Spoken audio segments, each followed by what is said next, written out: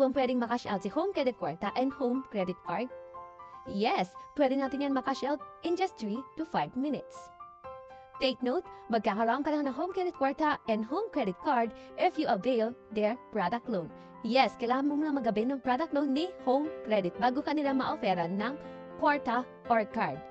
Gets? If you need funds, emergency expenses, bills, or mga emergency expenses na hindi naman natin ina-expect talaga na meron tayong babayaran gano'n, pwede natin gawin cash yung credit card mo or yung Home Credit Kwarta mo.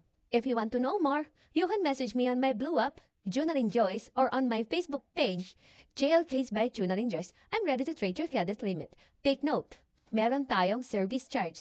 Yes, may service charge po tayo if magpapa-cash out kayo through my QR. Gets? Okay. Message me now. This is Junaline Joyce, ready to trade your credit limit.